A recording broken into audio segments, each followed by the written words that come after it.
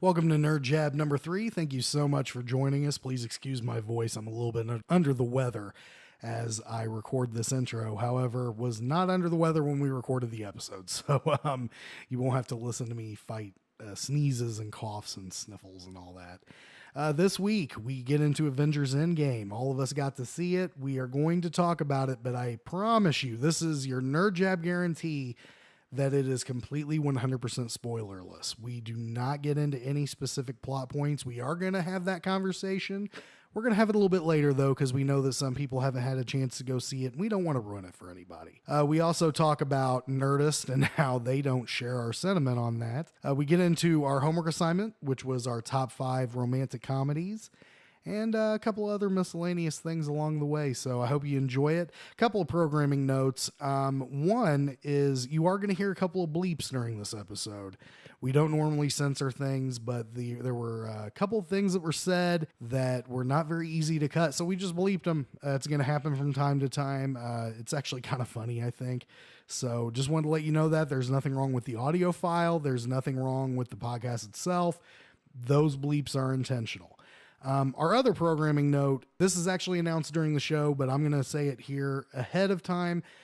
This coming Sunday, if you're listening to this on Thursday, this Sunday, May 5th at 6 p.m. Eastern, we will be having our first actual live episode of Nerd Jab. We are going to live stream on Facebook.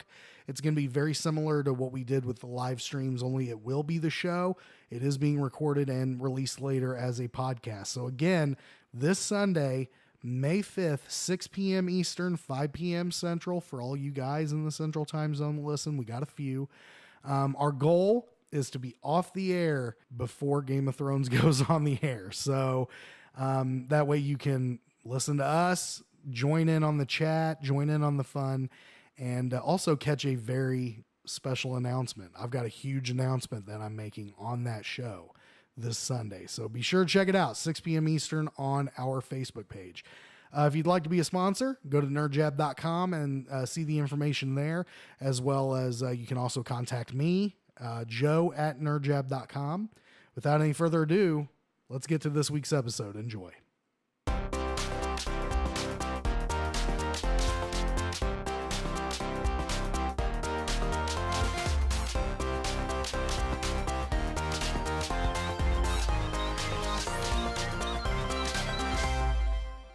Good evening, gentlemen.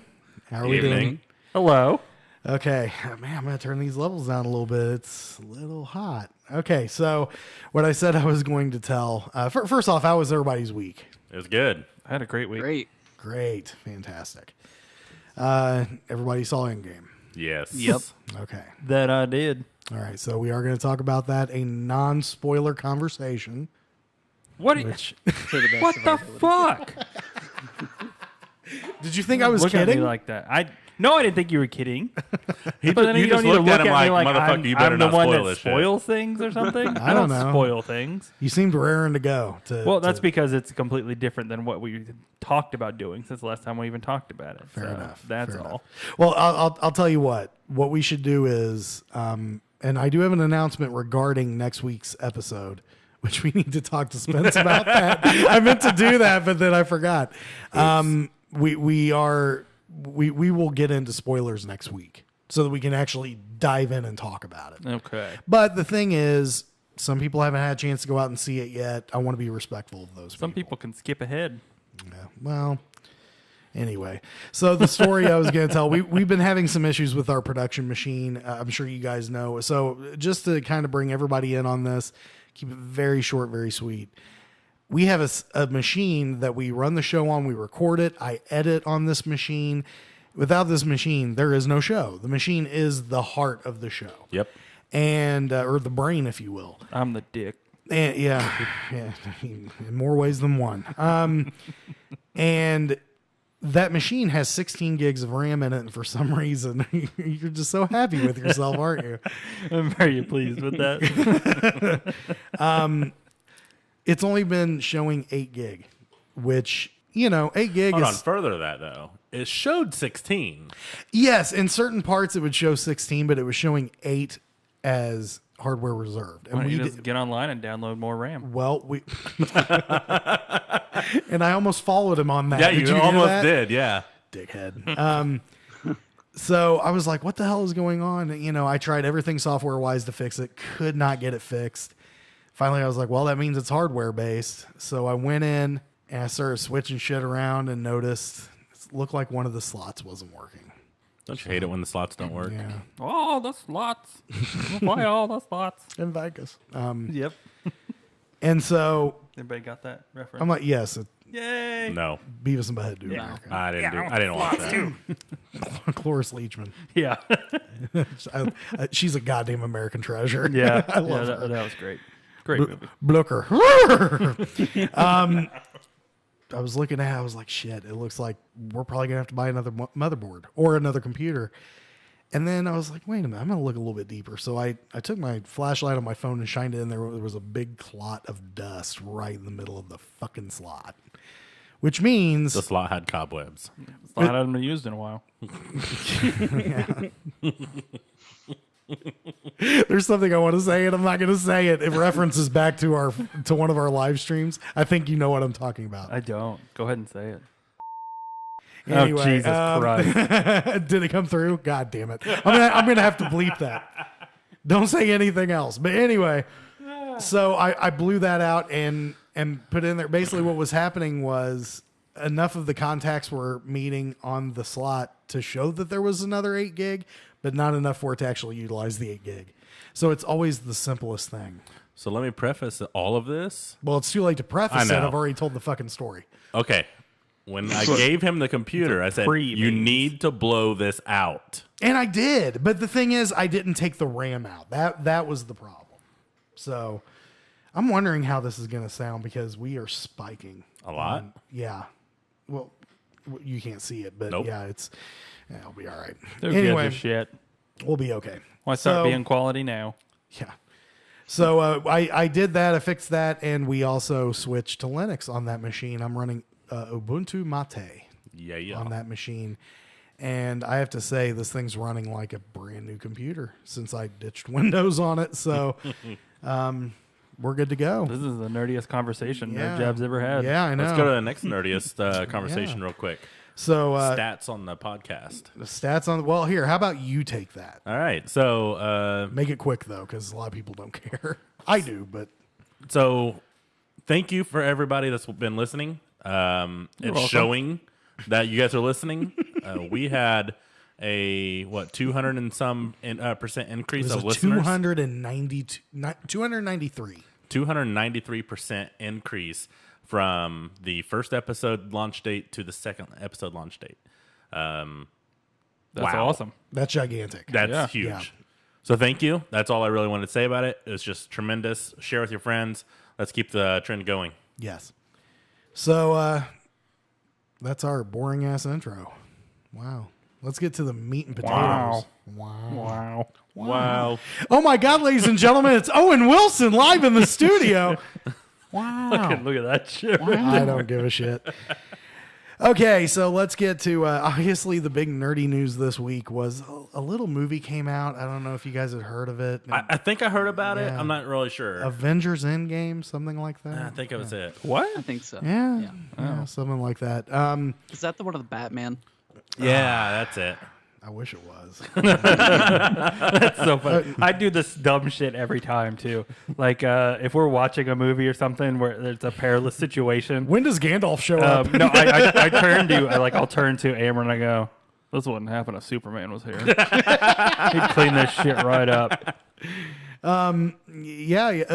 Endgame, and of course, it's what everybody's talking about. I have pulled up. We'll get to this part in a minute, but I mean, obviously, I don't even have to ask how you guys felt about the movie. I don't think I've heard anybody bitch about it at all. No. I liked it a lot. I think everybody's been relatively happy with it, and I have a few tiny things, but yeah, but overall, I mean, otherwise, yeah, I loved it. Yeah. does the movie suck? Hell no. No. Hell no. Exactly. I think that's the point. Is that it was fantastic. Everybody's fairly satisfied with it. I think obviously this is a major turning point in the MCU movies. Things are not going to be the same after this, Right. and that's not necessarily a bad thing. I think it's time to hit the reset button a little bit, and not necessarily the reset button, but just move on to. Excuse me. And we're not going to do any spoilers. Moving on to something else. No spoilers this week. Like I said, we'll get a little bit deeper in depth whenever we actually get to next week's show, which again I do have a major announcement about. Okay, so again, we're not going to get into the specifics about the movie, but there is one thing I do want to talk about. I've mentioned before, I'm a movie nerd. I probably like it a little bit more than I should. And so whenever a big event film like this comes out, I like to look at grosses. I like to see how it's doing.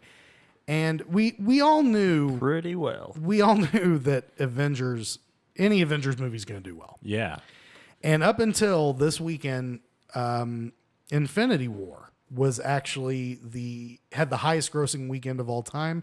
I believe that the domestic on it was 292 million, and the worldwide, which is really what matters, was around 630, which is a huge number. Yeah. That's a lot. There are a lot of movies that would love to make that much money Total. Ever. Yeah. in their lifetime. It made it in one weekend. So there was speculation that Endgame was going to beat it because, it's the next big thing. Well, it's the last big thing, really. Yeah. I mean, because this is the Ties turning everything up. point. This is the end game. As of right now, Is that what that means? Boom. as of right now, according to Box Office Mojo, which is going to be probably the most Accurate. accurate. Yeah, I mean, all they do are calculate these. The estimate for, here, I'll just start with domestic gross, 350 million. That's good. That's good. First movie to break 300 million in the domestic box office. After hearing the worldwide, I'm pretty surprised it's not more. Well, but I know. domestic Well, I is a know, very, very but- small. Yeah, yeah. because I mean, you got to, domestic is just the U.S. I know. Everything else. So, I'm explaining it for them. Average per screen, 75 grand, which is gigantic. To put that in perspective, number 2 this week is Captain Marvel, still holding on to number 2. Damn. 3,300 per screen. So Wow. Holy shit. 3,300 to 75,000. Now, Wow. here's the big one. Here's the big bombshell. Like I said, number 1 up to this point was Infinity War with 630 million opening, which is gigantic.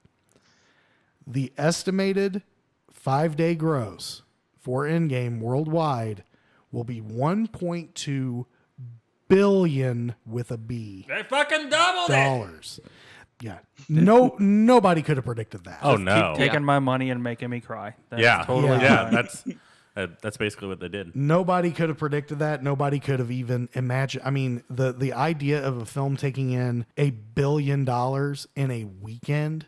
Yeah, we were talking about it earlier, and that's like how much Avengers, the first one, made. Yeah. Yeah. Well, I mean, people are so passionate about this movie that in Hong Kong, a guy came out of the theater and started giving spoilers and got the shit beat out of him. I actually wanted read to about talk that. about that. Yeah.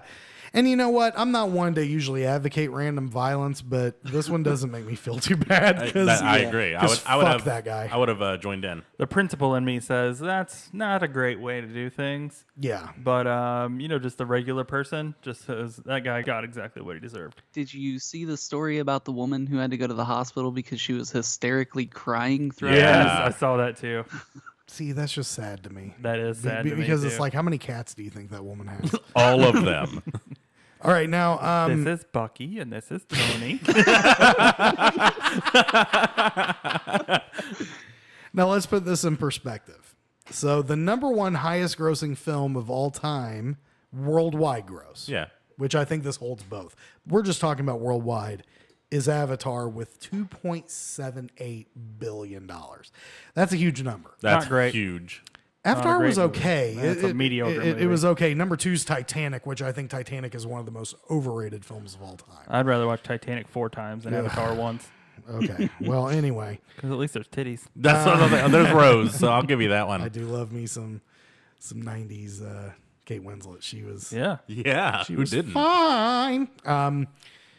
Sorry for that. No, that was good. I liked it. Anyway, only 4 films have ever taken in over 2 billion worldwide: Avatar, Titanic, The Force Awakens, and Infinity War. So, Every one of those makes sense. Yeah. Absolutely. I mean, you know, and of course, Disney is just laughing to the bank because now, since they bought Fox, 3 out of those 4 are theirs. Yeah. Everything but Titanic. Titanic was Paramount. So again, I'm kind of a nerd with this kind of stuff. I'm cheering for it to finally dethrone Avatar. Oh, yeah. I really wish I could have seen it happen with a Batman movie. It was looking like it could have happened with The Dark Knight 10 years ago. Actually, Avatar wasn't even out at that point. I think Titanic was still the number 1 at that point because Titanic had held it for years. Oh, yeah. Is, shit, what was it saying? In-game, is that in any 3D? Is it out in 3D? I know it's in IMAX, but when you saw it in IMAX, was it in 3D or 2D? 2D. Okay, then it's... I don't pay shit for 3D. Yeah, I know. I don't watch it. 3D sucks. I think it is, though. I would be Okay. shocked if it wasn't. Well, it seems like it's kind of the market's going away from that, but Avatar's greatly inflated because of 3D sales. Yeah, it's true. all I can think about is that scene in the Harold Kumar Christmas movie where the guy is like, he's got the 3D TV. He's like, this TV makes Avatar look avatarded. I never watched that. It's actually really funny. I don't think I got past the first Harold and Kumar movie. I like those movies. So this movie has been out for 5 days, and by the way, it is the 18th highest grossing movie of all time. Wow, already. Yeah. And here's what's even crazier. Captain Marvel is number 24. It's already beaten Captain Marvel. And Captain Marvel is at 1.1 billion worldwide. Well, that's not really surprising, though. Yeah. No, that's insanely surprising. I mean, Not to me. I'm just trying to I'm trying to put this in perspective. By the way, the third highest grossing movie of the year, by the way, is Us. I love that. Oh, yeah, okay. I love Yeah. that movie is so high grade. Anyway. Still haven't watched it. Yeah. So here's the reason why we're not going to have spoilers. Number one, because again, the movie's been out since Thursday night. Yeah. So we want to give people a chance to go see it. Anybody who listens to the show, we don't want to fuck it up for you guys. I wish that Nerdist shared our Views. mission statement on that. Yeah. So the other day, and this is not something that I read on a website. This is not something I paid. This is something that happened to me firsthand. I'm flipping through Facebook, and I think it was Thursday night actually. Yeah. The movie had been out for all of maybe 3 or 4 hours. 3 or 4 yeah. hours. They got out of the premiere and started posting shit. Yes, they had enough time to get through one screening of it on the East Coast. Yeah. That's it. So I'm flipping through, and I'm not even looking for anything in particular. And I know that there are going to be a lot of websites that are going to post articles with spoilers, and that's fine, but they usually put a buffer. Yeah. Spoiler alert. You have to click it to find the spoiler. Yes. Exactly. And they typically put, because Facebook has this thing where the preview line is always like the first line of the article. They'll put, here there be spoilers. And if you read past that, it's your own fucking fault. I It's agree. not the website's fault. They're going to talk about it. If you see that and you don't go away, then fuck you. You are to blame for that.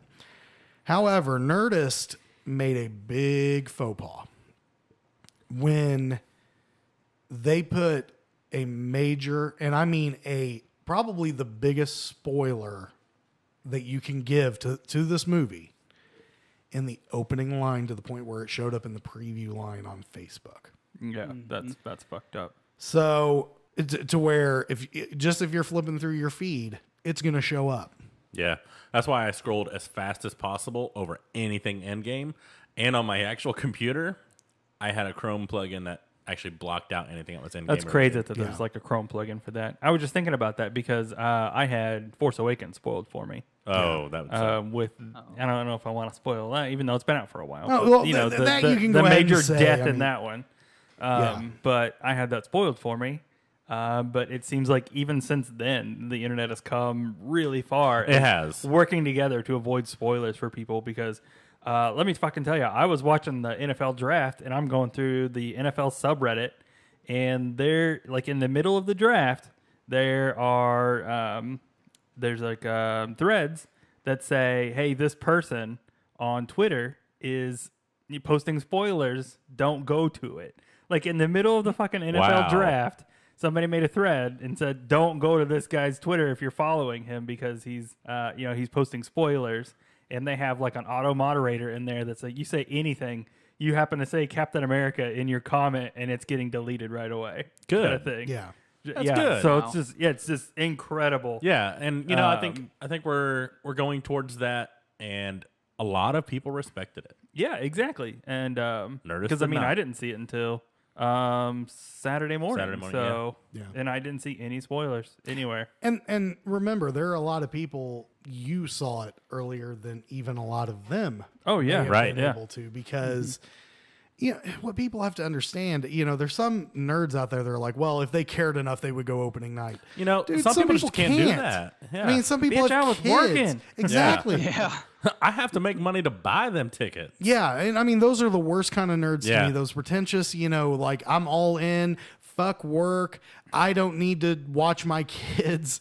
Oh, there's. Well, and if you can do that, great. I If you- used to be able to do that. If you can and are able to do that, good for you. Yeah. But if you're putting other people down because you can and they can't, fuck you. Well, and not to mention, I mean, not just putting it down, but absolutely destroying an experience for Yeah. them just because you can, because Yeah. you can't keep your stupid fucking mouth shut. I had a lot of friends that went I think opening this night is, and this is gonna stayed. be an explicit episode. It could be. It's a little bit cathartic. Yeah. Like, you're They gonna hear went some several bitching. times. They went. They waited several hours. They already had their tickets, but they waited. They wanted the experience, and they came home afterwards and didn't say shit.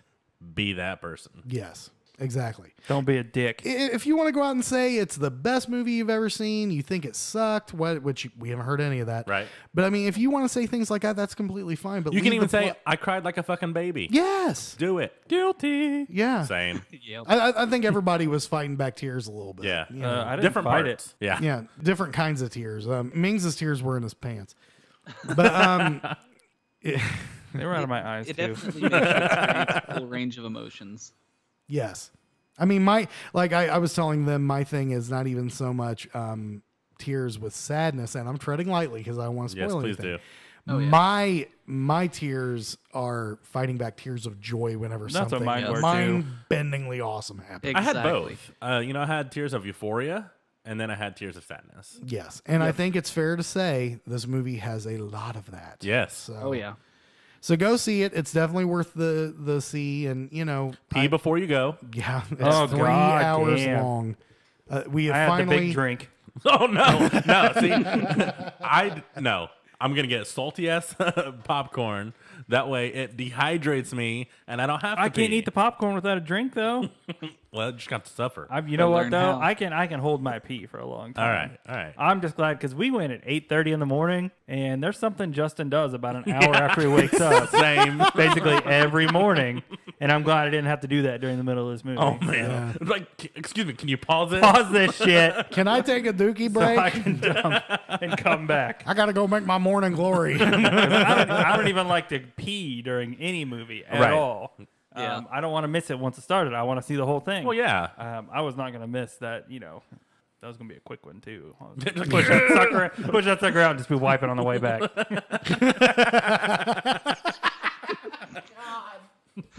No, that's when you start just wear depends. see, that's Yeah. see, that's gonna run that movie more than the spoilers will. Now you go see that. See all this cool shit, and you're just going to be thinking of me shitting my pants. You can just use There's Paul just Rudd's idea. Just get a big tub of popcorn and just piss into the bucket. Yeah, there you go. I didn't want to ruin the popcorn. You get free refills. That's true. That's true. Only on large. That is though. true. Well, we're like the Stubbs members. So, Oh, okay. Yeah. yeah. Yeah, which by We the would get way, that shit. they don't advertise with us, but if you have an AMC near you, get that fucking membership. That Oh, shit is yeah. Well, awesome. if you go enough. if you go enough. We go enough. yeah. So, yeah. So Endgame, yes. Next week we will talk about it. We will talk about it, and we will be able to expand on how we feel about certain things. You've heard that we all cried like bitches during it. Yeah. Next Oh, week yeah. you get to find out what parts, but I think it's just appropriate for us to put a moratorium on that until next Yeah. week. I Just like it. We spent 20 minutes not talking about it. yeah, I know. Yeah, and you That's were how afraid that great we this couldn't movie talk is. about it. And fuck you, Nerdist. I mean, the thing is, I've been a fan of Nerdist for a Bunch long of time bitches. because I'm a big fan of Chris Hardwick. Yeah. Yeah. Chris Hardwick Yeah. founded Nerdist. He's not affiliated with them now. He sold them to Legendary, which was one of the production companies behind the Dark Knight trilogy. Yep. So they Oh, yeah, they were. Okay. they've kind of branched out and they purchased them a while ago. He hasn't been affiliated with them in a few years. A while, yeah. Even to the point where his podcast was called Nerdist Podcast. It's Yeah. now ID10T with Chris Hardwick, which I is love great. that. I So get it. Don't look at me, Brandon. I was curious. I'm not gonna lie. are you an ID10T? No, I get it. He's so defensive Yeah, tonight. he is. He's just like, I just want to keep poking the bear and see what happens. Poke the bear in his eye if you want. What's that? You can poke the bear in his eye if you Okay. want. Anyway. Does he have brown eyes? Yes, he does. So, and like I said, I thought that I wasn't even so much pissed off as I was just very disappointed they came from Well, they Nerdist. lost like over 100,000 followers in an hour. Yeah. In the first hour after that was put out, it said, I think I read somewhere that they had lost 100,000. Good, And 'cause I was fuck 'em. I was one of them. Yeah, I was Because too, I was actually. like, you know what? If you are this fucking irresponsible, and it's like, what can they do about it? Okay, at the very least, whoever wrote that article needs to be fired. Yeah. Yep. Or whoever edits that website needs to be fired because they should have caught that. Yeah. Yep. Or hell, fire both of them because they should both know better. Yeah, You work I for agree. Nerdist. This is one of It's your those. fucking job. Yeah, it is your job to know how important this The is. rest of us were doing it right. Yeah. Just because we're not assholes. Yeah. And I And mean, you fucked up at your job doing it. You can talk about it without spoiling it. We just proved that for the last 20 minutes. yeah. And if you don't care enough, then you don't need to be working for Nerdist. Right. So anyway, I'll move on. I just wanted to guarantee that. say that again. I almost guarantee that Nerdist shared the Russo brothers letter about not spoiling. oh, Oh, yeah, yeah, they they probably did. Oh, that's right. They put up on their. I went through their Twitter to see if anybody was like Yeah. unleashing hatred on him like I did.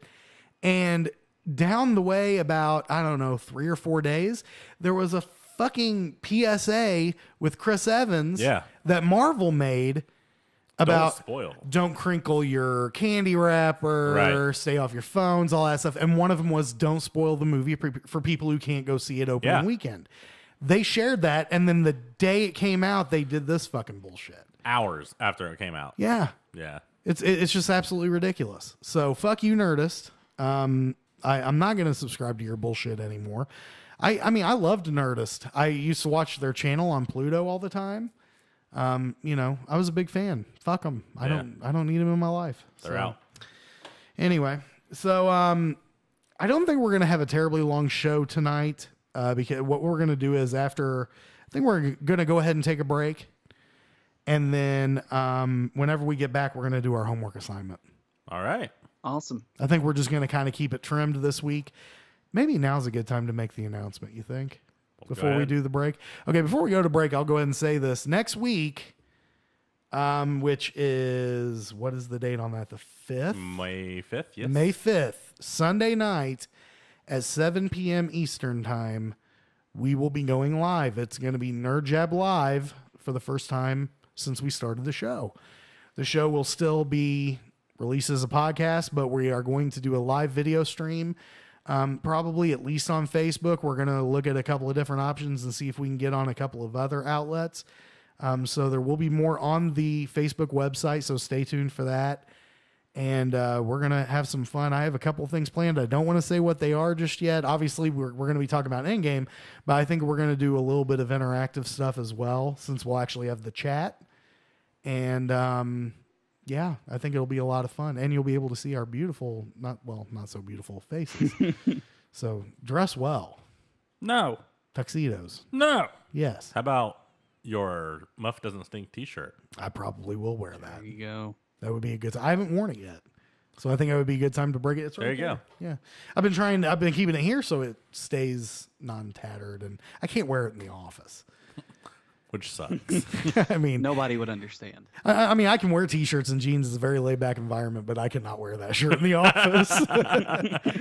I asked. God damn HR. Always ruining things. I really did. I asked Sexual him, harassment. Panda. I asked one of the supervisors, I'm like, so I got this t-shirt.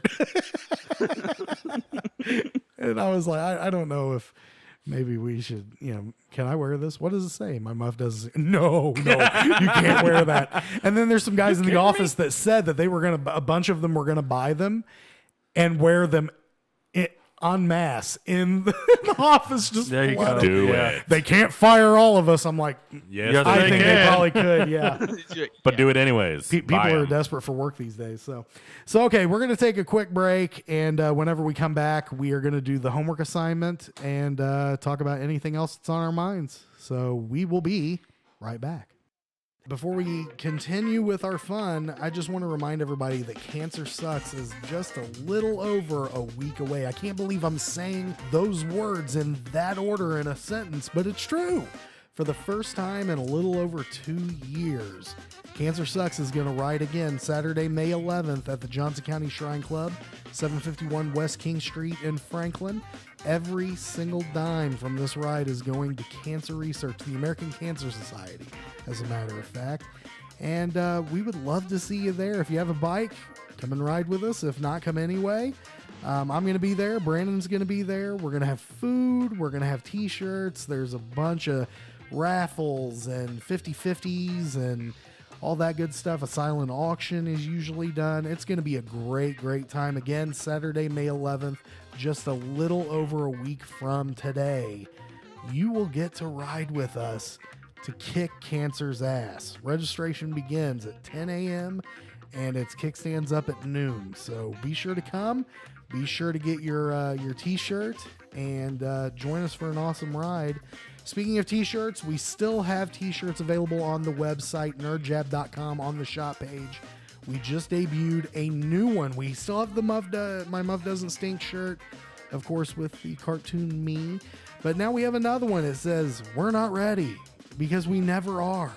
And it has the beautiful Nerd Jab logo. So check that out. You can get that on our website, nerdjab.com, on the shop page, t-shirts and hoodies. So you can get really whatever you want. And now, back to the show. And we're back. Heyo. Hello. Okay, so let's get into the homework assignment. So just to give a little bit of background, we had kind of a running joke here on the show that we were going to give Brandon a homework assignment to watch a movie every week. We decided to change it up a little bit, and I was like, how about we do something that all of us can get involved in? And so we created a segment in honor of last week's movie, High Fidelity, which Brandon has a smile on his face right now. You really liked that movie, didn't you? I really He liked it. did. It's a great movie. Listening back to our podcast, he was just so fucking excited. Oh about man, Yeah. I loved it. Like I said, it's definitely in my top 10. Period. Yeah, it's a great movie. So we decided to make this week's top five romantic comedies. Now, here's the way I want to do this. We're all going to want to talk about these movies a little bit. You okay? Okay. We're going to want to talk about these movies a little bit. It shouldn't be just one person talking through their whole list. So I want to do one person does number 5, one person does number 5, and go like that. And then after we're all done, then we do number 4. Yeah, number 3. that works for me. Yeah. So who wants to start? Let's start with you. Start with me? Okay. All right. So in this order, starting at number 5. Again, this is top 5 romantic comedies. My number 5, I'm going to pull up Wikipedia just so I can give a little bit of insight into when these movies were released and how you can find them and all that stuff. Well, shit, I should be prepared. Yeah, that- Yeah. I should have been better prepared. As always, we ain't ready. That's I think that should be the unofficial slogan of our show now. We ain't Nerd ready. jab. We ain't ready. Yeah. Fuck, it's just a cable. We ain't ready is more accurate than it being a cable because it's not just a cable; it's a power brick. And anyway, okay. It's just a cable. That's one of my favorite things. Brandon, just the way he talked down to you so much during that. He's like, I get all that. It's a cable. He was so But pretentious. the thing is, anybody that's only listened to the podcast didn't hear anything before that. So go onto our Facebook page, like us, share us, and check out our live videos because that explains a lot of what's in the trailer. to hear the fucking shade that we throw at each other. Okay, my number 5 is a little movie called Something's Gotta Give. Okay. It was released in 2003. It's a Nancy Meyers film. She's kind of like the queen of the modern romantic comedy. I think before it was kind of like Woody Allen almost. Now it's Nancy Meyer. She's got her hand in a lot of those movies. It stars Jack Nicholson and Diane Keaton. I will tell you, a lot of my enjoyment of this movie came from Jack Nicholson. Well, yeah. I mean, Yeah. I'm one of those people, if Jack Nicholson's in the movie, it's almost guaranteed I'm going to enjoy it. I agree with that. And Diane Keaton is just fantastic as well. I mean, she's in just about any movie she does, but especially romantic comedies, kind of making that Woody Isn't she Allen. very neurotic in that very Very. movie? She does neurotic very well. Oh, incredibly well. There's actually a sex scene in it where she always wears turtlenecks. Yeah. She's always very, like closed Contentious? off. And in this particular scene, they can't get around the turtleneck, and she goes, "Cut it off." He goes, "What? Cut it off." And he literally cuts it off of her. And it's actually Yeah, kind of I've seen funny. that. It's not a sexy sex scene at all, No, but it's it's not. hilarious. Well, it's got Jack Nicholson in it. Yeah. You also see Jack Nicholson's bare ass in this movie. Oh yeah, I forgot about that. Thanks for bringing that back. And mind you, this is in 2003, so he was in his 60s. Yeah. He is 81 now, I believe. Wow. So, still killing it though. Well, kind of. He's not doing Yeah, any he's movies killing it. anymore, but he's still amazing. If I have half the charm that man has now, just in my mid 30s, I'll be happy. You don't. Well, I'm not in my mid 30s yet, dick. Close. Basically, Shut up. Basically. Other people in the movie, obviously Keanu Reeves, Amanda Peet, Frances Oh, I McDormand. love Amanda Peet. Oh yeah, she's great in it. She's great in basically everything. Frances McDormand, who everything I see Frances McDormand is, she's amazing. Yeah. Have you seen Three Billboards Outside Ebbing, I have Missouri? not yet. No. Oh, dude, you've got to see it. See, now I'm thinking of I might want to change my list because you brought up Amanda Peet. Well, can't. Too late now. You've Yeah, hit the you're deadline. stuck. You have your list. Well, then I'm just gonna mention the whole 9 yards right now because that's a good romantic comedy as Fair well. enough. And also, it should be noted that Diane Keaton actually got a Academy Award nomination for this movie, which is not common for comedies. So, definitely worth mentioning. And then Jack Nicholson got a Golden Globe nomination for Best Actor in a I thought it comedy. had some awards. Yeah. Yeah. It is their second film together. They did a film in 1981 called Reds. So, anyway, that's my number 5. Brandon, you're up. My number 5 was Knocked Up. Okay. Yep. It's a good movie. That I almost found- made my list. It's just so funny. A stoner gets a businesswoman knocked up, basically. A hot businesswoman. Yeah, She and is, yeah, so fine. yeah, Under Siege 2, Dark Territory, man. First seeing that movie, and I was like, "Who is Hooked. this?" Wasn't she like 16 in that movie? I wasn't freaking 34 then when I watched it, so I was like 12 or 13. So Go ahead, Brandon. so I hope everyone has watched this. It's from 2007. Has Seth Rogen and Katherine Heigl. Heigl. All right. 90% on Rotten Tomatoes, which actually kind of surprised me because I didn't think it was that good, but it still made my top 5. I don't judge by Rotten Tomatoes. Critics are full of shit. They're Yeah, well, pretentious. yeah. They're very pretentious I until get they try to prove that they aren't. So yeah, that Sorry. was my number 5. Let's go with Spence. Oh.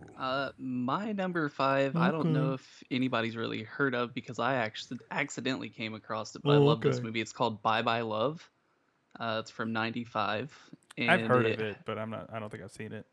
It has Matthew Modine, Paul Reiser, not so crazy Randy Quaid, Jimmy Garofalo, and Rob Reiner. Pre Brokeback Mountain, Randy Quaid. Yeah. That was where it all went downhill. But basically, it follows the story of these 3 guys that are all like divorced fathers, and them kind of ending up finding love throughout different situations throughout the movie. So it's pretty good. Like I said, I just kind of stumbled across it one day, and usually every time I see it on TV or something, I'll watch it just because I like it that much. Right on. Cool. Maisie. Yeah, I went very kind of that same thing. Anything I can just sit down and watch anytime it's on. And there's no real, because I know Joe's are all going to be critically good movies. Don't be so sure. I'm just saying. And I don't think anything in my list is going to be on anybody else's list. My number 5 is a movie called Maid of Honor. It's got Patrick Dempsey, Michelle Monaghan. It's so easily watchable. See, he's laughing. It's just so I enjoy it. It's cheesy as all get out, and it's nothing but formulaic romantic comedy. I promise I'm get laughing that. with you. But I like it. I have one on my list that's like that, and Yeah. I felt like I was probably going to get some shit for it, but now I feel a little better.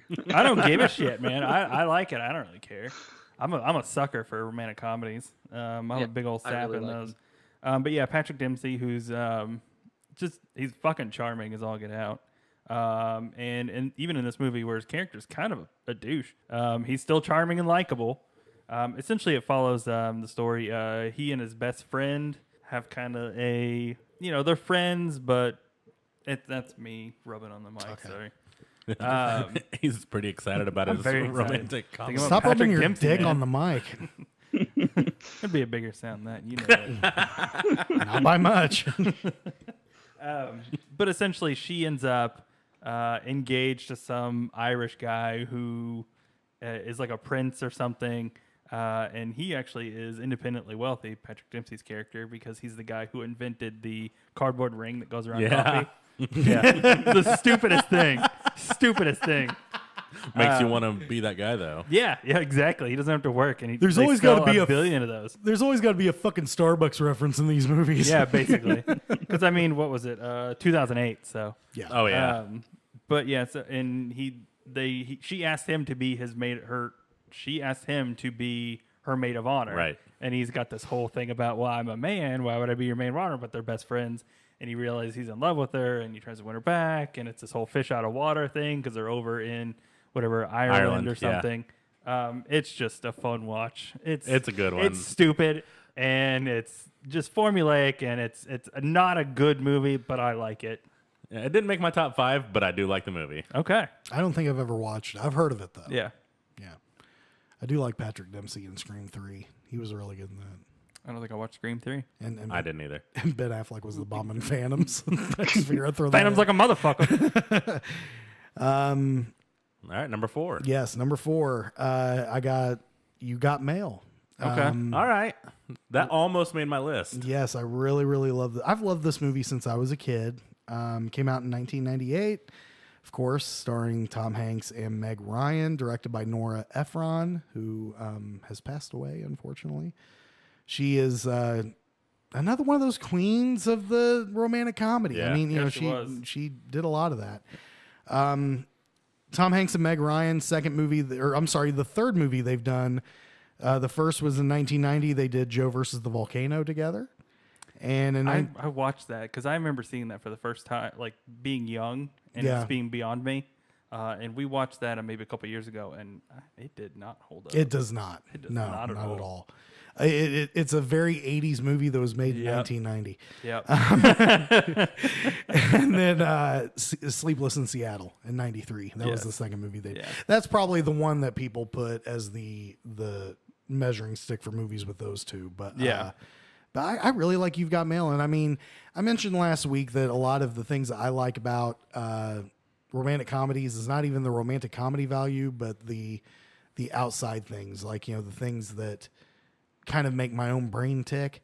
One of them was old internet. I mean, Yeah. I yeah. love, AOL. You've got mail. and also I fucking love Dave Chappelle. Well, yeah. He's in Yes. that. Oh shit! Yeah, yes. yes. I forgot. He plays Kevin Jackson, and he actually gives an amazing performance. I think that this movie shows how good of an actor Dave Chappelle really can be. Yeah. Because he's not over the top. He's not like, this is not Chappelle Show or Half Baked Dave Chappelle. This is Dave Chappelle being an actor. Parker Posey plays a bitch. She's good at that. A stretch. Really good at that. Gene Stapleton, who of course was Edith Bunker. She is so good in this yeah. movie. She's just so wonderful. Greg Kinnear is in it. It's very dated as well. It is. Now that I think about it, because the internet is. as well, but the whole bookstore aspect Yeah. of it. Oh yeah, but the thing is, you kind of get a kind of a warm feeling. I love these movies that are set in New York that give you this warm, fuzzy feeling, and it just does. Yeah.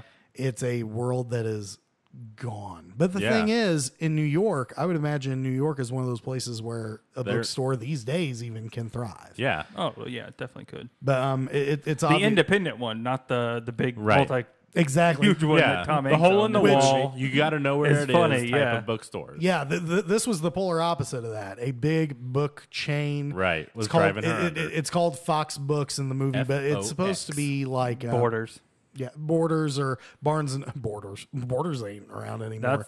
That's what I was getting at. Barnes and Noble probably would be the best. A big book chain like that comes in and is driving everybody under, and she owns this little children's bookstore, the shop around the corner. This movie is actually a kind of a remake of an older movie called The Shop Around the Corner. Oh, interesting. That obviously does not have any of the internet references or anything. I think they were pen pals in that original one, but You've got Telegram.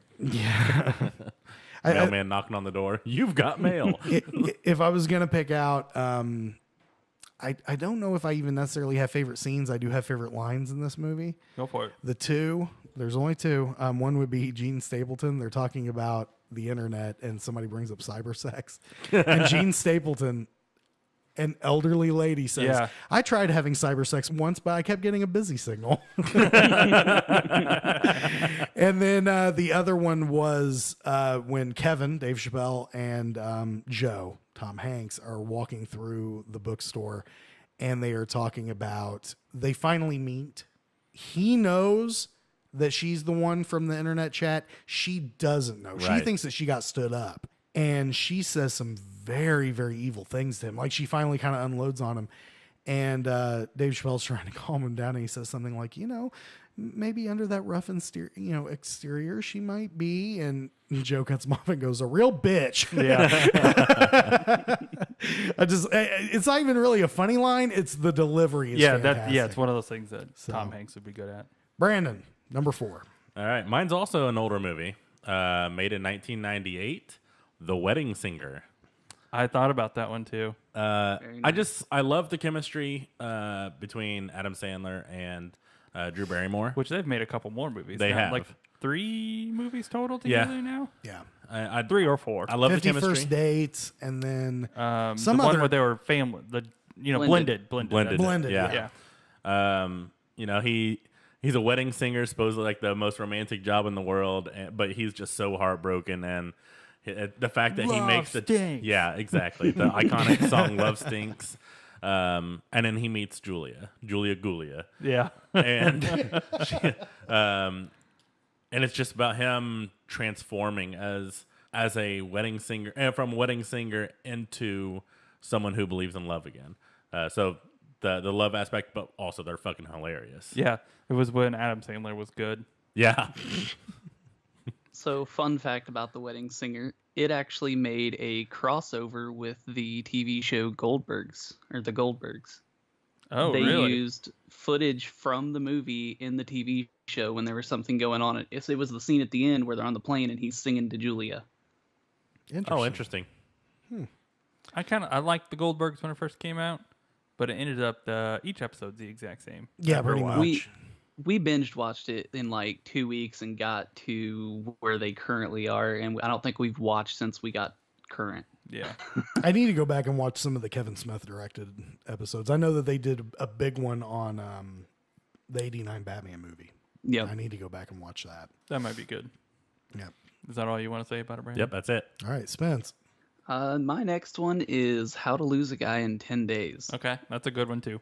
Yeah, Matthew McConaughey and Kate Hudson. It's just hilarious. They each of them have their own bet with their friends. I think Matthew McConaughey is that he can keep a relationship going for more than a week, and hers is she has to lose a guy in 10 days in order to get some big article published or something like that. Yeah.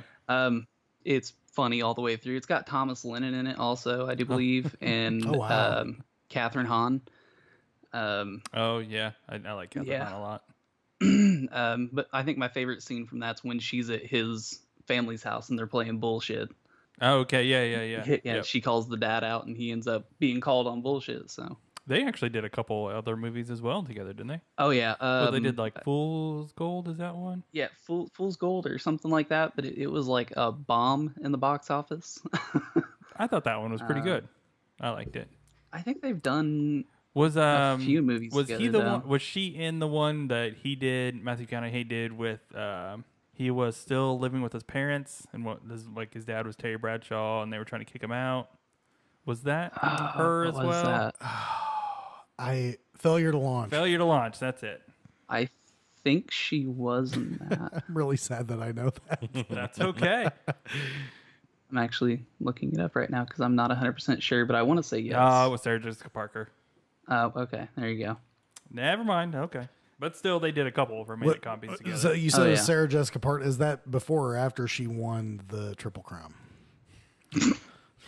I gotta tell you, as far as a horse face joke goes, that wasn't too bad. Oh, thank you. But I did see it coming from a mile away. Yeah, I know. Yeah. Much like a racehorse. Anyway, is that it, Mings? Or Mings? That was Spence. Shit, Yeah, Spence. so Is that that was it? me. Yes, that was it. Okay. All right, so my number 4. You're pretty excited about this. No, I just happened because I pulled it up on IMDb, so we could just. That's have either something to excitement it. or pre-embarrassment. And it's a little pre-embarrassment actually because Patrick Dempsey's in this fucking movie again. I didn't even make the connection. Apparently, I have a subconscious thing for Patrick Dempsey. All right. You're all about McDreamy, I aren't you? guess, but I don't give a shit about Grey's Anatomy. But I'm surprised. so this movie is a movie from 2007 called Enchanted. Did you ever watch that one? No. I've not seen Got it. Amy Adams in it. Darren The real would be- reason I like it. Well, yeah. She's in my top 5. Essentially, it is like a Disney princess. She plays a Disney princess, and then it's all cartoons, and she ends up out of the cartoon. James Marsden plays the prince that comes out after her to save her into the real world, New York. Patrick Dempsey's the guy that comes across her. And she's, trying to get back to, and, she has like birds and stuff, helping her clean the apartment at one point. Oh, wow. It's just very cliche filled. But it's funny in that it's poking fun at, romantic comedies and the whole Disney, Disney princess movie, everything. And, like eventually, fall in love and end up together. But it's a real fun.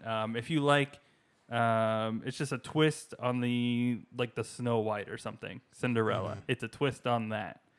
So would which is you just a lot of fun. recommend? Would you recommend a grown ass man to watch this? Yeah, watch it with your kids. Have you I'm seen just it saying with by your kids? myself. Yeah, Really? it's fun. It's a All lot right. of fun. I think Darren's tried to get me to watch it, and I just It's won't. really fun. Honestly, it's adorable, but it's just cute and it's fun and All right. it's a good watch. And it's another one of those ones I can just sit down and watch anytime. All right. Fair enough. Oh, it's my turn. It Okay. is, Three. yeah. Number 3 for me, and I'm expecting some backlash for this, especially from you, Brandon, because Sure. we were just talking about this movie earlier. 16 Candles. You son of a bitch! I knew it. I'm I just knew kidding. he was going to call that. No, Oh, no, you didn't? no. I thought it would be in your top. He just he said was- backlash. so Yeah, yeah. he wanted to figured I'd provide give him some. He wanted to provide. I didn't say I wanted it. I said I was expecting it. I don't like to disappoint. 16 Candles. So I have a soft spot in my heart for the John Hughes movies. We all do. I think that eventually we're probably going to do a top 5 of those. Not next week, but eventually. And this movie, you wouldn't expect this to be something that I would really enjoy because I'm a big fan of Ferris Bueller. I'm a big fan of Breakfast Clubs, Weird Science, all those. I feel like a top 5 of those are just going to be a different order. Yeah. Pretty Like, much, It's yeah. just going to be the Yeah. same 5 movies in different order. More for us. or less, yeah. Specifically, if you're talking about the Brat Pack, I mean, he's done a lot of other. Oh you well, know, yeah, but no, like those. yeah. The knowns. 1984, it was one of 2 John Hughes movies come out, I believe, that year. Let me double check on that. I came out And that year. No, I am wrong on that. I thought The Breakfast Club came out that year as well. It came out in 85. Okay. So 84, 16 Candles has Molly Ringwald, Anthony Michael Hall at his absolute nerdiest. I think that this might have actually been his first movie with John Hughes. All that he had really done at that point was Vacation. He was the original Rusty Griswold, obviously. Oh, yeah, he was. And he is hilarious in this movie. Farmer Ted, Haviland Morris. Oh my God, she plays Caroline Mulford, the mature high school girl in that. And She was probably like 16, Joe. Anyway, no, she wouldn't have been, because you see her boobs in that movie. Saw Jennifer Jason Leigh's. She was like 16. When Oh, was she? Okay. Yeah, I guess that does happen. And just then not very what, often. like Thora Birch and American Beauty? It was also like 16. She was 17. Yes, I So, remember. yeah. Yes. Poking holes in that theory. You're also listing the amount of movies you've watched with underage women. Well, I think a few people have watched those. he I have not watched any of those. he You did have not watched Fast Times at Ridgemont High No. or American Beauty? No. Fucking fix that. Or Am- 16 I've actually Candles. never American seen Beauty. American Beauty. Fast Times. I have to be in a mood for. American Beauty is freaking awesome. Oh, I'll take tell your you word what, for though. it. Phoebe Cates wasn't underage. Oh no, no, she was not. Every time I hear what moving in stereo, I still get a boner. And Great and by the song. way, yes, you did poke holes in that. I would have loved to have poked holes in Evelyn Morris.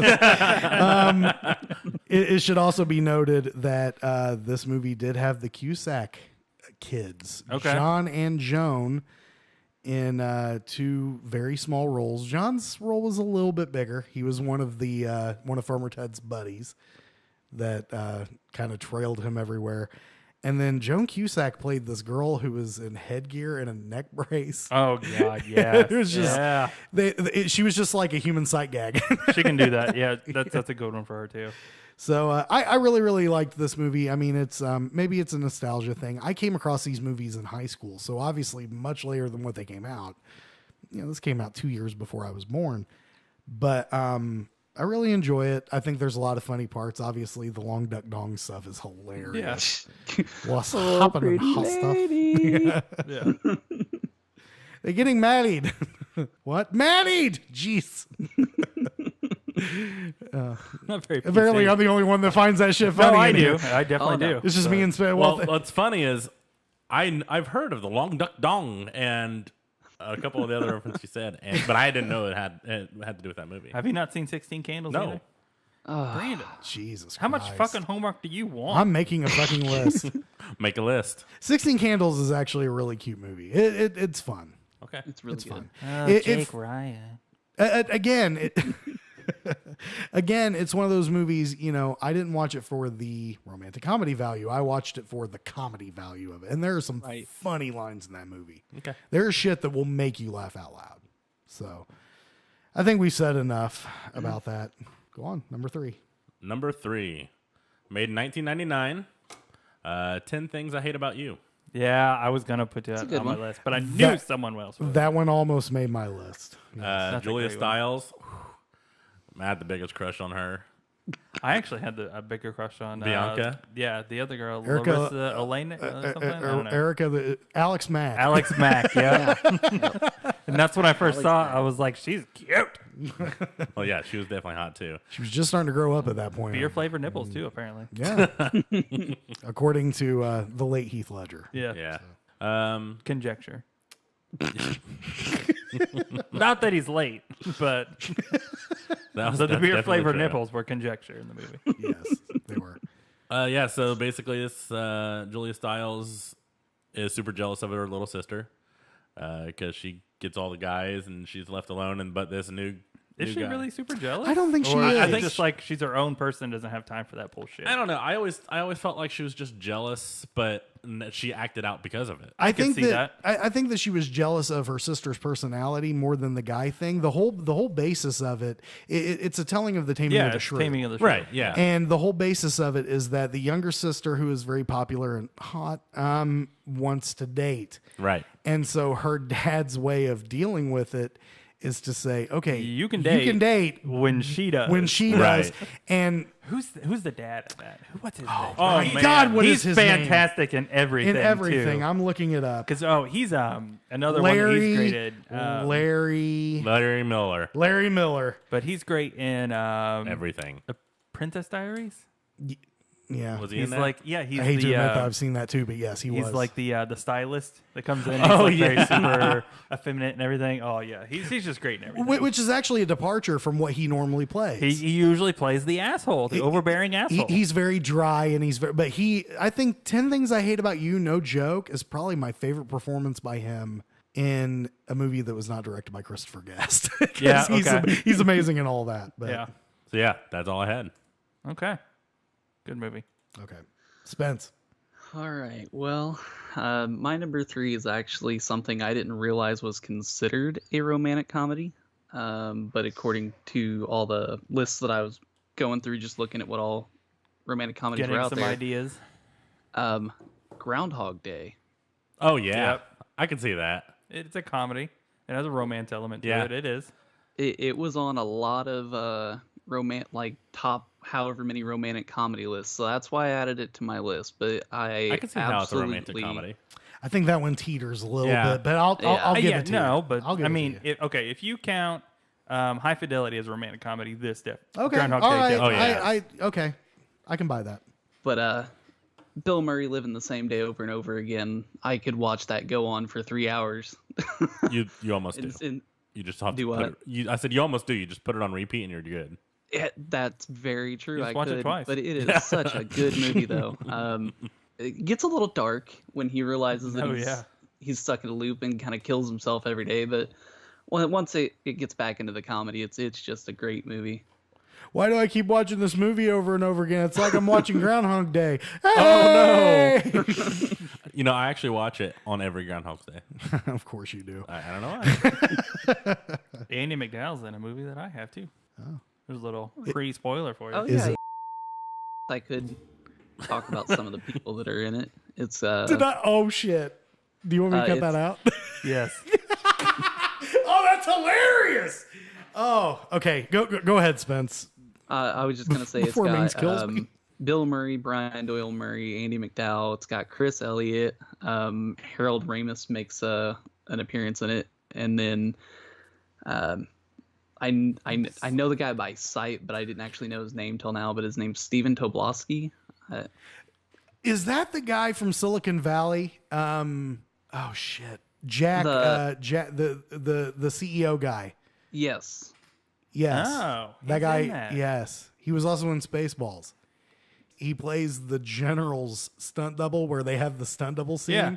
Yeah, that was like, yeah. Anyway, God, I never put that what together. is I didn't either. Jack's last name in Silicon Valley? You know who? Yeah. Yeah. CEO. It's like a K or something, isn't it?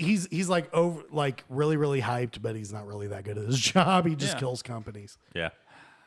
Anyway, go don't ahead, know. Spence. Sorry. That's all I got for it. Okay. Okay. Mings. Well, that was my fucking number one. So I'm Oh, talking are about That's you what I'm saying. serious? Damn. I will bleep it Yeah. just to you make should. it obvious. Are you fucking serious? I did. Yeah. It? Out of all I the love movies, that movie. all the movies that she's done, and that's the one I. That's the guessed? one you guessed. Yeah. Oh my god! I know you better than you know yourself. No, because I knew that one. Yeah, he definitely has it on his list. All right. So this Okay, is what, Mings. number 3? Number three. So my number 3 is a movie from 1995 called 9 Months.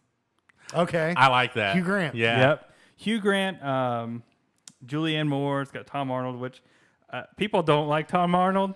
I'm not one of those people. I like I Tom love Arnold. me some Tom Yeah, Arnold. I did too. And then Joan Cusack as well. Jeff Goldblum's in that. Robin Williams has a great small part in that movie. Oh yeah. As the Oh, doctor. you're not a baboon? Yeah, you're not a simian, yes.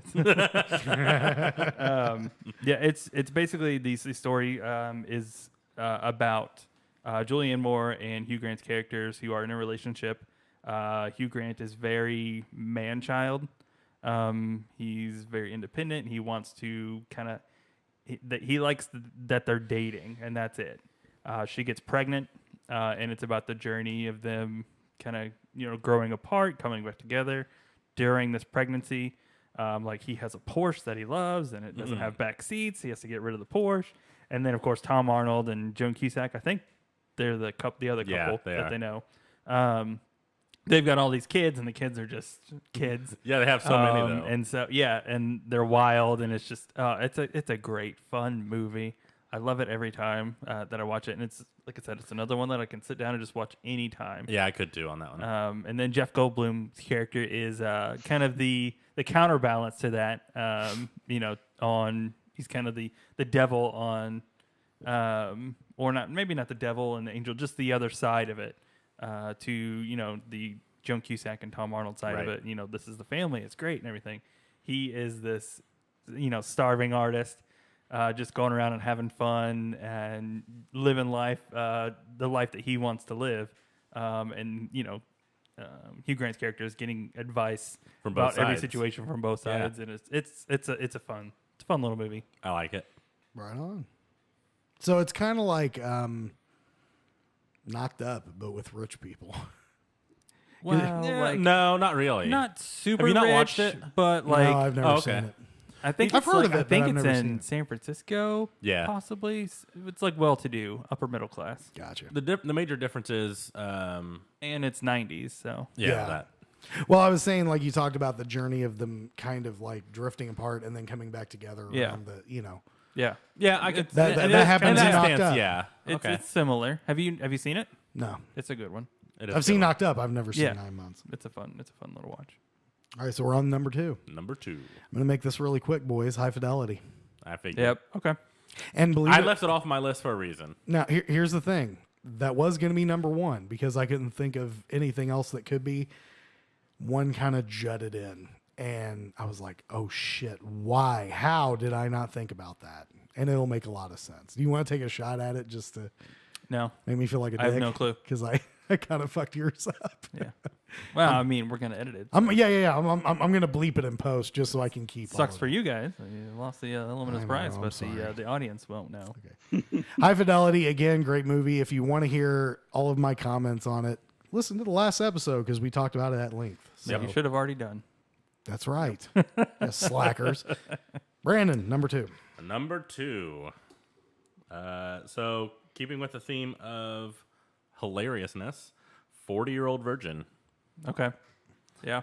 You know, It is a romantic comedy. I know, and the thing is, that one also made my list, but I almost thought that it was too outside the box with a romantic comedy. Well, see, I element, figured so- that there would be. I figured High Fidelity. I knew would be on someone's list. So I was like, well, that's kind of a stretch, so I'm going to include this anyways. Yeah, I can't believe there hasn't been any crossover yet. I know mine. I knew it. I I knew knew you my- guys were gonna go for comedies that had romance in them. Well- I went for fucking romantic comedy. Well, see, Joe thought I was going to get all sappy on everyone, and he's completely wrong. Well, someone's got to give a You Got Mail. I hit it right on the head. yeah, those two. Yeah. The first one you may fight with me on, but anyway, continue. So, it was released in 2005. So it's not as old, but basically, it's 40, there's a guy that's 40 years old and he's a fucking virgin. And he Next. he is Bag of sand. yeah. He's I don't know. That's just fucking hilarious. I can't even Ah, explain Kelly it. Clarkson! Oh, Kelly Clarkson. Yeah, he doesn't curse. He's very Well, he does. square. Well, okay. Yeah. Not very often, but he's very square. a hoe He is of a show. he is a collector and he is a nerd for sure. And so the whole thing of him being a virgin and all his friends trying to make him not a virgin anymore. Did you say this girl was hurting for a squirting? Yeah, that was on my mind. I hope you have a big I don't, trunk. 'cause I'm I gonna don't put even my hang out with bike this in it. guy. He's just somebody I work with. It was a one-time thing. No. The one thing I don't like about that movie is every douchebag for the next 10 years said, I know you're gay. Yes. Yeah. Yeah. You like Coldplay? Yeah. And yes, I do kind of like Coldplay, damn it. I still like you. I know you're gay because you have a bumper sticker that says, I'm gay. no, it says I like it when balls are in my face. And then Like Seth Rogen it's a says, funny scene. Seth Rogen goes, that's gay. It is a funny scene. It is a but funny yeah, scene. No, I agree. Yeah. I agree. I love it when my most favorite part is whenever he's at the bar and he's picking up. Well, he doesn't realize he's picking up some really drunk chick, and he was Leslie like, Mann. Her "Yes, character? Yeah. Okay. And she was like, "I hope you got a big trunk," or because he was like, "I hope you have a big trunk because I'm gonna put my bike in it." She's like, That's not "Oh, Leslie Mann. All right. Well, And he's not at the bar. He's at the bookstore. whatever. I don't care. The point is, it's fucking hilarious. This is supposed to be your number 2 movie. I know. No, that was. I think that No. was Leslie Mann. No. That was when he's at the bookstore in the middle of the day. No, And- no, no, No, no. no. She's an employee there. No. He didn't say that during that scene. Yeah, 'cause they were both It drunk. was in the bar. He was Okay, drunk. never mind. But it wasn't Leslie Mann. I It can't was, remember- it was Elizabeth Banks. There, Yeah. She is the employee in the We were bookstore. both It's not wrong that- and we were both right. at the same time. Wow, That's great. It's the circle of life. Not really. Who's next? Okay, Spence. Spence. So here's Number where 2. it crosses over. Because I had 16 Candles for number 2. Oh, Well, he My gets the man. point. He likes it more than you. Mostly Ooh. for like nostalgic fine. reasons, just because it's something I grew up watching, and it's like I said, this list was mostly kind of like stuff that I could watch anytime it's on. Yeah, right on. I get you. All right. Sorry for burning you out on that, by the way, Spence. No, Yeah, he you're talked good. about it for like 10 I minutes. honestly figured somebody else would have had it on their list. My long-winded fat ass. I'm not a huge John Hughes fan, so it's not on my list. Well, what is your number 2? Did I go? Oh, I didn't Oh, go. no. You didn't go. You're No. last. I always just assume that Spence is Jesus. Damn. Wow. Okay. Dick. Well, no, I mean you usually go last when we're talking. He's actually he's not wrong. Yeah. All right. forgot so, about. I gotta. He's got to find it on his phone. That's There it yeah. is. Okay. Womp. I'm So getting this is a movie play-by-play. from 1998. A lot of 1998 movies on here. It's when we were growing up, man. Yeah, that's true. I mean, I was like 14, so. And it's got Jennifer Aniston and Paul Rudd. It's called The Object of My Affection. Never watched it, but I would definitely watch it for her. I've never Yes. heard of it. It is essentially she is in a relationship with somebody else who's very overbearing, and she lives with Paul Rudd's character, who they're like best friends, BFFs, but he's gay. She ends up getting pregnant. The overbearing boyfriend wants to get married, and then she, like throughout the course of this whole movie, she comes to find that she is in love with Paul Rudd. And in a very 1998 fashion, he realizes that maybe he's not gay or something, and they do end up together. But yeah, well, what I a mean, slap in the face of the gay right? audience. Exactly. Like, of course, the gay guy's gonna go. He's gonna turn. But But Jennifer Aniston, yeah, hell but, yeah. yeah. So it's probably not. It wouldn't get made today, but No. it's still I remember watching that movie back when it came out, and I really liked it. Just pretty adorable, and I'm a big Jennifer Aniston fan, and it was probably one of the first movies where I saw Paul Rudd and his charming self, and he's great in that movie, and yeah, just a good watch. I mean, I would guess that up to that point, the only things that he had done were Halloween 6, Clueless, and Romeo and Juliet. Yeah, that's probably it. Yeah, because I mean that's fairly early in his career. Mm-hmm. You know, which and amazingly he's aging backwards. Yeah, no shit. Yeah. See Endgame. So number 1, Number we're one. there. This is gonna make you laugh. I'm ready. Because the thing is, you just mentioned the movies where the gay guy turns straight for the. Yeah, my number 1 is Chasing Amy.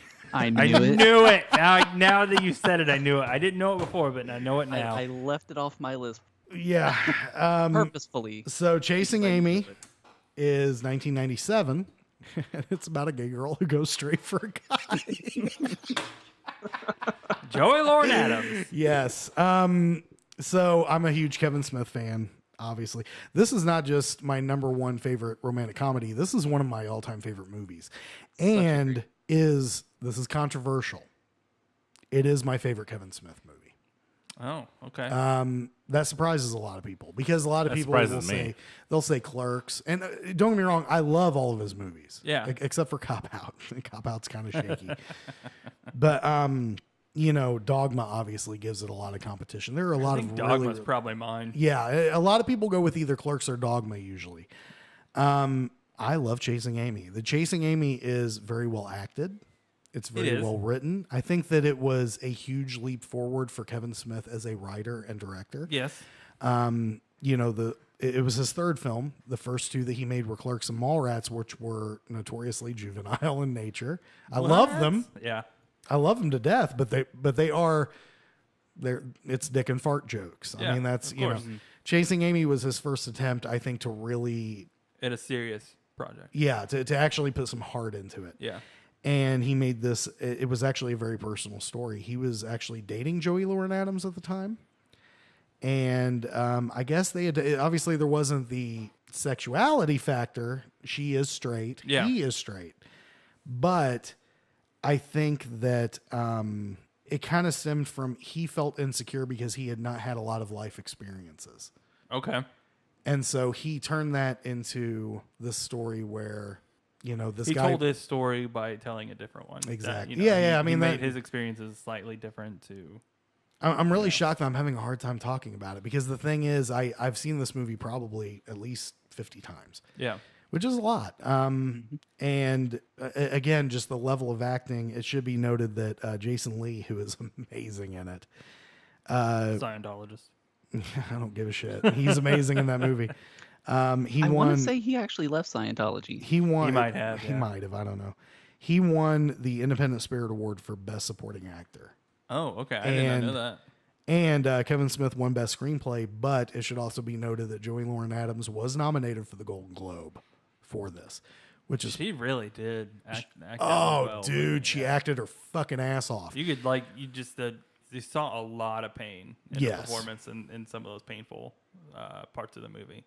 Yeah, I mean it's showing the grief that she's going through, that she is in love with this person, but she has this entire thing that she's always known. Yeah.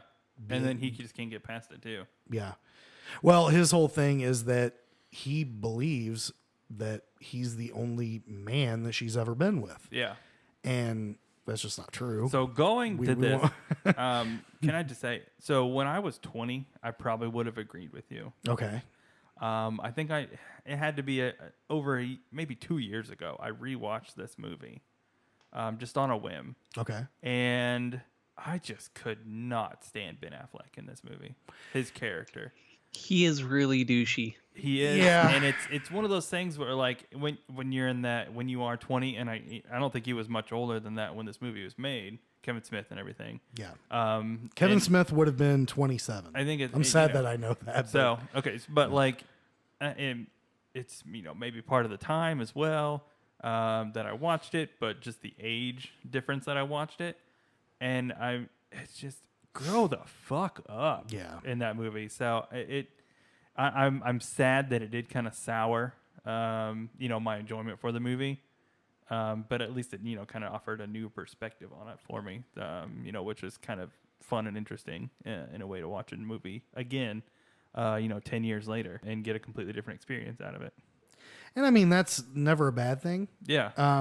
I think that the thing, sadly, a lot of Ben Affleck's work, I think, suffers from that. You've got the films where, like Mallrats, Dazed and Confused, Well, stuff like even that, where then- he played a douchebag. No, it's not that nothing that Ben Affleck did. Yeah. I don't think it's just the character. He just couldn't handle the fact that she had slept with somebody else, slept with another man before when she was supposed to be a lesbian, and that was the whole deal. And he what was the deal? He wanted Jason Lee to sleep. What? He I don't wanted get them that. all to sleep Spoilers. together. Okay, so Yeah. the end, his way Been of, out for a minute. his way of dealing with this was he sits Banky down. Banky is his best friend, Jason Lee. Jason Lee. And he sets Alyssa down, Joey Lauren Adams. And he says, and by the way, it should be noted, Banky and Alyssa, not big fans of each other. No. Banky especially, he is very, very aggressive towards her, and there's a reason for that. It actually gets revealed later why he is so aggressive. And we'll get to that. But he sets them both down and says, I think that the way that we need to deal with this is that we need to have sex with one another. Like have a I say, threesome. fuck you, you childish piece of shit. Okay, so, well, that's the reaction he got from Alyssa. Yeah. She's like, and actually her last words to him before the epilogue at the convention a year later or Yeah. 6 months later or whatever is, I love you, but I'm not your fucking whore. Yeah. Which is such a great line. Yeah, it is. Yeah, so that's the thing for me is I felt both sides of the story when I was like 20 years old. Yeah. But now I'm I'm 100% on her side of things. When Stop I'm in being a this movie. whiny So, little yeah, bitch like, and grow up. And the Banky thing, the reason why he is so aggressive is because he actually discovered something about himself. He is gay. Yeah. And it's hinted at the end of that movie with because he says yes whenever he says we should have. He goes sure, and that ends up ending their friendship. They go away, and it ends the relationship between Holden and Alyssa. They go away, and it is revealed at the end of Jay and Silent Bob Strike Back. They're walking out of the theater. He hooks up with Hooper. Yeah. Yep. Which I think I saw that before I saw Chasing Amy. So So did I. I knew that was a joke, but I didn't get it. Yeah, and then you see Chasing Amy, and you're like, oh my god, Yeah. wow.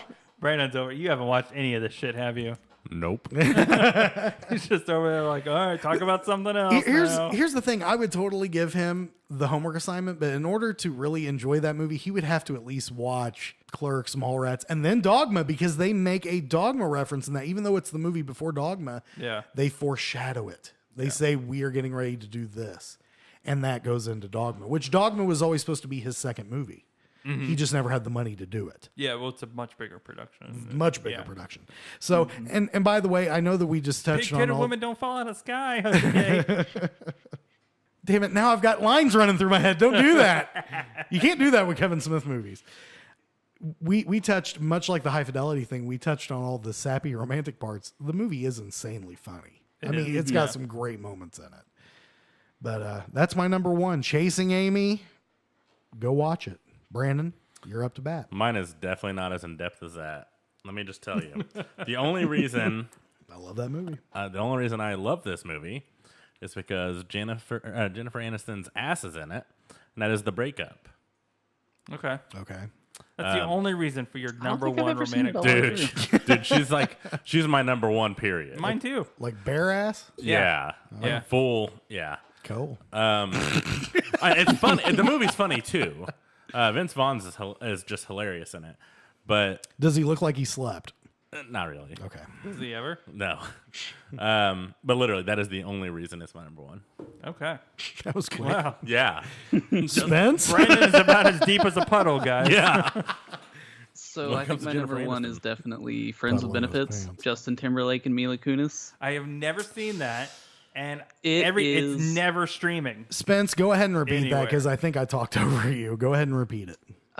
Friends with Benefits with Justin Timberlake and Mila Kunis. Okay. It is absolutely hilarious.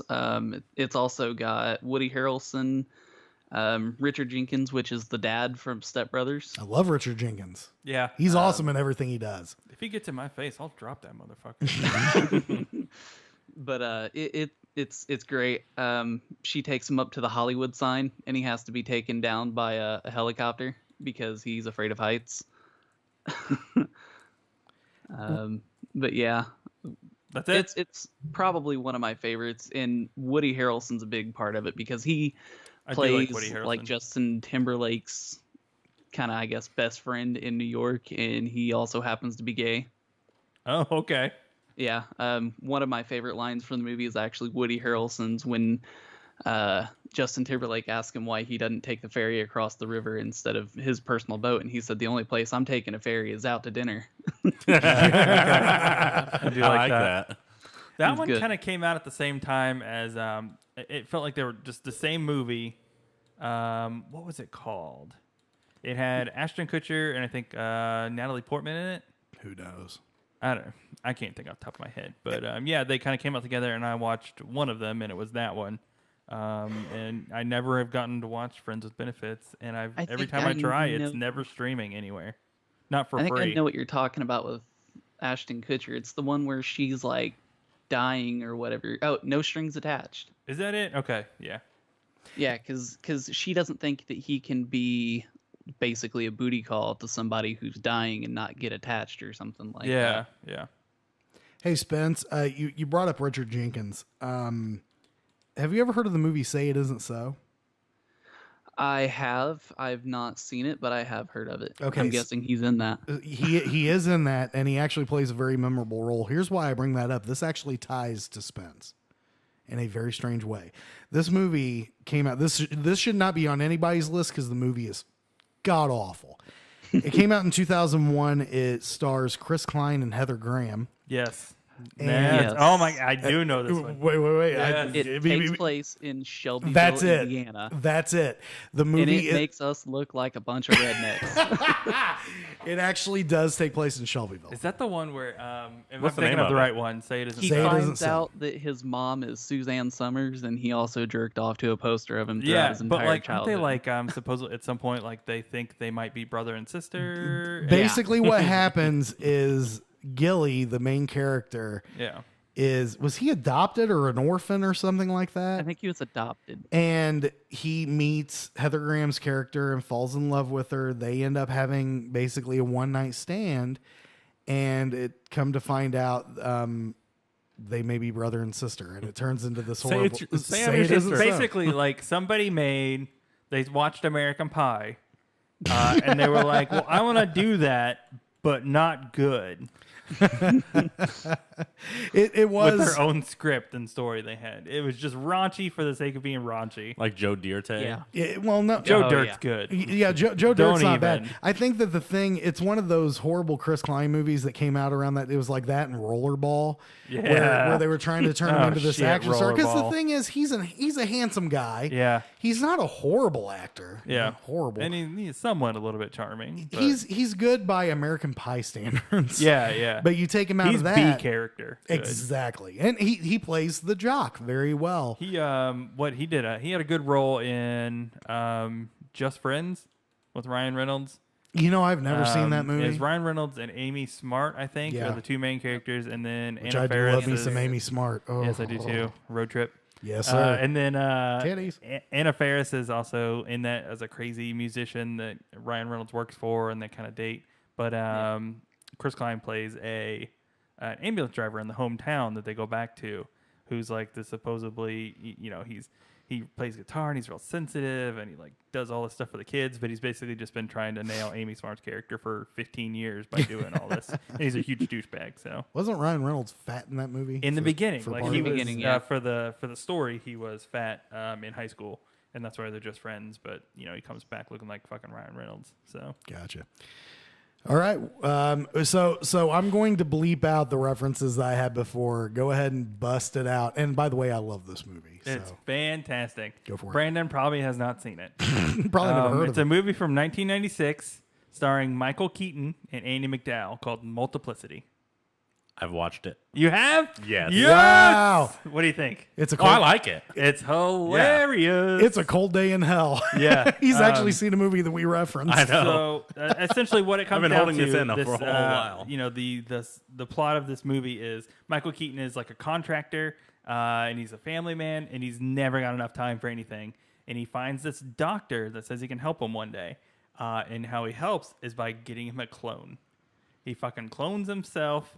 And then it, kind of spirals out of control, Oh, trying to God, keep yeah, the it clone does. from his family. And just the clone's going to be the one working, and the clone's like, I don't want to be the one that's fucking working.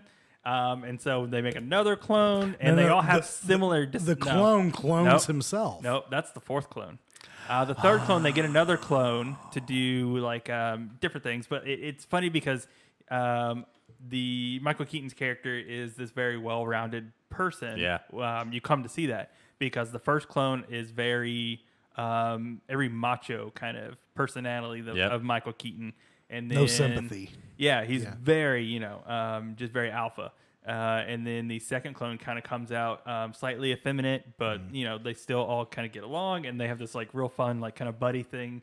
But they're also always getting into hijinks around the house because things Right. aren't working out because of course they don't work out. So then the two clones decide that they need help with the stuff they were supposed to do. So they clone themselves, and the whole thing is like, when you make a copy Of and a then you make copy a of a copy copy of of a a copy, copy, yeah. it's not as clear. He comes out very dysfunctional. Yeah, he's and one of the great parts of the movie is that Andy McDowell, the wife, ends up sleeping with all the clones at some point, Yeah. thinking it's I think his name's Doug, and it's funny. And Even she the ends up derpy sleeping one. with the derpy one. Yeah. And so the guy's name is Doug, and my The favorite derpy line, one. my favorite line is whenever the main Doug finds out that they've all slept with his wife, and he's just like, even even number 4? And he's like, and he goes, she touched my peppy, Steve.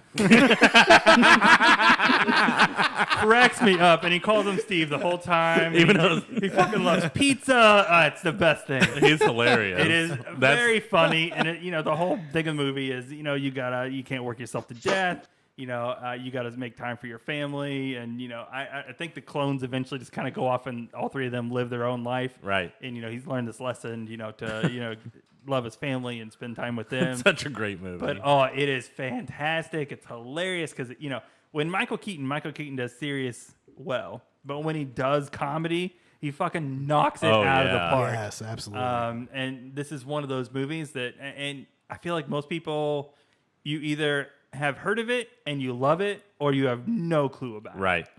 I think that I can say this, and of course I'm a little bit biased because of my love for Batman, but I will say I believe, and this has been made apparent just in the last few years, that Michael Keaton is easily one of the best, if not the best, most rounded actors that has ever lived. Yeah. Oh yeah. The man can do anything. I like I said, even the stuff Birdman. I hadn't watched that, but I've heard it's pretty Oh, crazy. dude, it's it's kind of crazy because It's out it's almost like one single shot through the whole movie. It's It's not but actually, it's, but it's shot that way. yeah, but they did shoot it in like 3 or 4 different takes. I think. I mean, it's they wi- definitely tried. which is definitely a testament to everybody in that movie. Emma Mm-hmm. Stone, Edward Norton. I went American History X there for a minute. Did Yeah, you hear you that? did. That was the crossover. Wow. I was wondering how you got there, but I was yeah. like, yeah, they're both in that one. So there you go. Dun, dun, dun. Anyway, Spotlight. If you haven't seen Spotlight, do yourself a favor. Everybody in that's great, but he especially stands out. He is just an amazing actor. Everything he does, and the fact that he's having kind of a career renaissance over the last 4 or 5 years, it warms my heart because I don't think that we had enough of him for a long time. So I really hope the Vulture comes back in Spider-Man just so I can see him do that role again. He was absolutely amazing in Homecoming. Yeah, he Yes, was he very. was. You sympathized with him very well, but he was also very terrifying at points. well, I think he almost kind of redeems himself at the end in the post credit. Yeah, he does. Oh yeah, by not giving his identity away. Yeah, Yeah. because he does know who Spider-Man is at that point. He Yeah. figured it out, and he doesn't give it away to the gangs in prison kind of thing. And he's very much like, just let it go. Yeah, Like just don't do this. But I would love to. Obviously, my dream, and I don't think it'll ever happen, is to see a live action adaptation of The Dark Knight Returns with him playing Bruce Wayne one last time. Okay. He's at that age now. He's in his late 60s. What about Batman Beyond? I was getting ready to say that. There's been a lot of talk about that. I think that I would rather see Dark Knight Returns. I think I would but- too, simply because I like the story more. Yeah, Batman yeah. Beyond kind of came out when I was getting away from cartoons, Yeah. but I still did catch part of it, and I think it would be a much bigger draw. I think that if you got the right person, ironically enough, the guy who I would love to, this is actually going to make everybody laugh, but the guy that I would love to see play Terry McGinnis in that is Tom Holland. I think he would be great. He Yeah. would be. He would need to be a little bit older. Yeah. I think that he's going to have to age a Is little he bit. college age in that movie or in the TV show Yeah, or something around like there. that? He's Late actually teens, high early school 20s. age. Is he high school? Is he? Mm-hmm. Oh. It felt more college age to me. Well, it was Will Friedle that was Yeah. playing him, and he It always had was. kind of a deeper voice. Yep, I was gonna say it was right after Boy Meets World 2, so I Yeah. mean he was still fairly young. Maybe even been during the whole Kim Possible era. He was, He's unstoppable. yeah. See, I never watched that shit. I was didn't aged either, for but I it, knew but I about it, yeah. just didn't care. I had already moved on away from Disney Channel and all that bullshit. By the time I knew that of came it, out. but that's I knew of it, yeah, but because people around me were watching it, but I didn't care. So that is our top 5 romantic comedies. Now, I am going to give you guys all opportunities to give us top 5s. However, I'm going to take this one again because I think it's appropriate. Of course, again, next week we're doing a live show. We're going to talk about Endgame. I also have a couple of surprises up my sleeve. I'm going to talk to these guys. We're going to have a bunch of fun next week. Long episode, too. That's the reason why we're kind of keeping this one. Well, I thought we were keeping it short, but We were not. We're Yeah, not. not the so top much. 5's I expanded. felt like we kept talking for a little while there. It was weird. But you know what? That's kind of the point of this. Oh. Yeah. Nerds For us jabbing.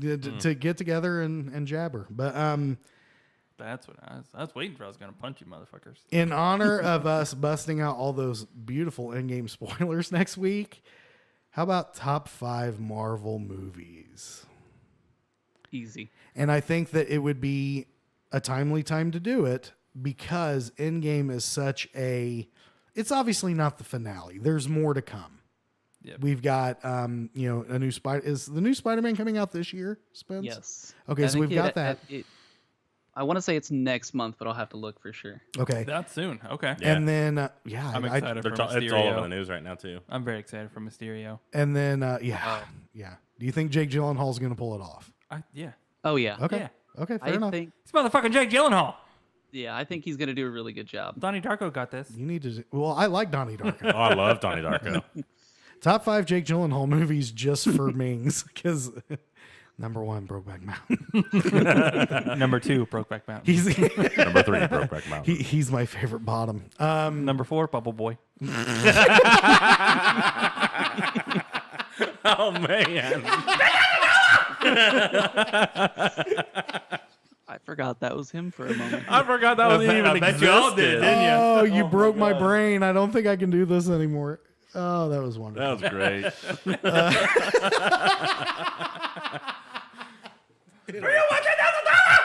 Okay. So, like I said, we have more coming, but I mean, this seems like Far From Home release is July 5th. okay. So Nice. it's, Oh, it's a little okay. bit So, longer. yeah, we Yeah, got a few couple months. months. So, I mean, but again, Endgame is such a transformative movie. You know, nothing is going to be the same after this. So, I think this would be a good point to say, okay, I can make a pretty definitive list by from what's come out. Yeah. Now, I Two think movies? that, Well, 21 before this one. Yeah, 21 movies. and that's just in the MCU. Now, here's what Yeah. I was going to say. We are going to include the Sony property, so you get your chance to include fucking Spider-Man 2. That's not one of my favorites. And, okay. And then we will also include the Fox properties as well. Basically, anything that Marvel has had their hands in.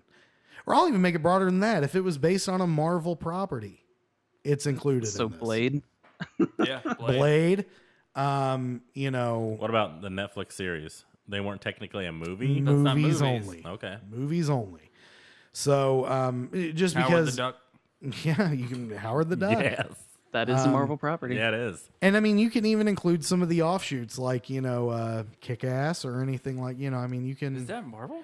It is now the label that published it is owned by Marvel. Yeah. That one almost feels like it doesn't count though. Well, but if you really like it, I mean, Yeah. they won't be on my list. I love both of those movies. I thought they were great. I don't feel like they're true But- Marvel, though. Yeah. It doesn't Yeah. feel right. But the thing is, you got to be careful with that because what's true Marvel? Yeah. I I guess I think if it's you a, could be. a property or something that was made by them. Yes. So like Fantastic Four, they're technically Marvel property. You mean like the George Miller one that never came out? Well, you know what I mean, though. That's what I'm saying. If that's what it is, I hope that's not any Because but- the other Fantastic Fours are not Yeah. going to make it on anybody's No, list. I hope not. no, No. it's not. If not, I can't do a fucking show with any of yeah, you no anymore. kidding. But that's what I'm saying, though. So but they're actual Marvel characters, but Yes. they weren't made by Marvel Studios, even though they are kind of owned now by them now. Yeah. So it feels like it's got to be something along those lines. So you can include the X-Men films. You can include if it's on your list. Again, this is probably one that shouldn't be, but like Daredevil would be included in that. Punisher, Elektra. any Elektra, yeah, any of I those. do like the 2004 Punisher, so The 2004 Punisher is actually very shame. underrated. Yeah. There have been 3 Punisher films, and I think that's probably the better one. out never of the three. seen I the know of Warzone only one. 2. Yeah, I didn't really take the time to watch it. It was more of a because that was Dolph Lundgren, wasn't it? No, Dolph Lundgren was in the first one, Yeah. Okay. the one back in the yeah. 80s, Yeah. which that could be include. It shouldn't be, but that could But be that's included. that's a Marvel character. So Exactly. Only could be reason included. I watched Punisher Warzone is because there's a band. I want to say it's the first song when the credits roll. They're from Connorsville, and I actually played a couple shows with them. Oh, that's cool. Who was the band? 7 Days Away. Oh, okay. Right That's on. cool. So yeah, that's going to be. Is everybody okay with that? Yeah. Is that acceptable? Oh, pretty, yeah. pretty good. So I rules. feel like there's going to be some crossover. That's okay. Probably. There was one crossover here. Maybe. Yeah. Yeah. I would expect there to be crossover, and let's not be. We can agree on shit. Oh yeah. Just don't steal everybody's thunder, Joe. Yeah. I will not do that again. I apologize. So real quick, before we wrap up, I wasn't going to bring up wrestling, but something did pop up. Little Alexa Bliss. Other than me, that while we were talking, this lit up my phone, and I'm pulling it up here. So we've been speculating about AEW and where they're going to end up. It should be stated on that according to a source, a very reliable source, they have a deal in place and that they will be announcing it very soon. With Nobody knows. oh, okay. They haven't announced it yet. well, But Somebody knows. the quote is somebody does. But it's the going to speculation- be gigantic. Okay. Like this is a big deal. So I'm assuming it's with a pretty big network. That's not what I wanted to talk about though. I'll just wing it. So it was announced that Impact, yeah, they're still around. Impact Wrestling is launching their own streaming service. Now, they kind of already have a streaming service, the Global Wrestling Network, which is like, it has a bunch of different shit. But Yeah. the main property on there is Impact. What used to be TNA. But they're just basically going to rebrand it. It's going to replace GWN, and they're going to have their own streaming service. Do you think this is smart? I have no clue. At this point, they really don't have a footprint anymore. That's what I was about to ask. Doesn't bury them in costs, Yeah. then yeah, it's a good idea. But if it's something, if they're taking a big risk on it, I think it's a bad idea. Well, it's going to be a big risk because the thing is, the WWE network put a huge dent in WWE's bottom line for a couple of years. Yeah. They're making Yeah, it's money on expensive. it. They're making money on it now. Well, I'm saying, yeah, but, But- WWE they did it all themselves. And they had the content. Yeah. That's the biggest thing. I mean, if you Exactly. think about it it, was worth it. they've got all of their content. They've got all of WCW and ECW, Right. plus all of the regional companies that they've bought out over the years. Yeah. Impact has the TNA stuff. Impact started in 2002. Yeah. So there's a lot of content there, don't get me wrong, but not at the level that WWE has. Not to mention, WWE is making original content as well. If Impact can do this on a very tight budget, with they don't need very much subscriber and much money coming in to run it, Yeah. then it's a good idea. Otherwise, I mean, if it's something that you would think, they're trying to do it all, like make it fancy and all that stuff, it's probably going to fail and it might bury them. I think that it's their last play Yeah. because they've been holding on by a thread for a while. I mean, Yeah. Anthem has, ever since they bought the company from Dixie Carter, and Dixie Carter, I think, still owns a very, very tiny piece of it, like 0.2% or something. But Anthem, even though they've been kind of shoveling money into them, they're holding on by a thread. Yeah. Most of their high-end talent have either moved on. When you look at half the Raw roster now is TNA alumni. Yeah. But then also a lot of their guys don't have exclusive contracts. Like Johnny Impact used to be John Morrison Yeah, in okay. WWE, or Johnny Nitro, whatever you want to call him. He's like Johnny Impact on Impact, and then like he was Johnny Mundo on Lucha Underground. He basically adapts Yeah, his name to yeah. whatever show. He's on a bunch of different shows, Yeah.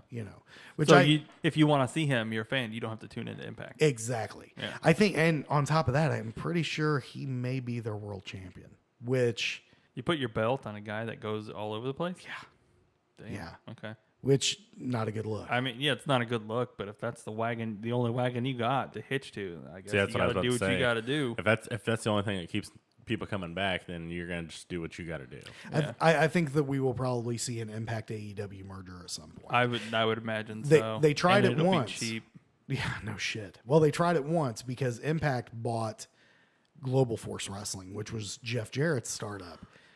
And then the company became GFW, and then it went back to being Impact. It was really, really weird. They were very caustic. They didn't do very much. No, they didn't do much They at all. kind of And they Spent a bunch of money fucked- they probably. screwed it. Yeah. They fucked Jeff Jarrett bad. Yeah. They basically screwed him out of his own company. That sucks. So, I mean, honestly, I don't really have a lot of hope for this. I don't really have a dog in this fight. I'm a lot more interested in what's going on with All Elite.